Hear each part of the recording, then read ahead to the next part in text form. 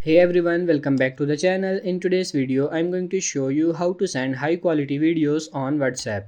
I will show you two methods how to do this. So first of all, what we have to do is we have to open our Play Store or App Store depending on our device, and then we have to make sure that we are using the latest version of WhatsApp application.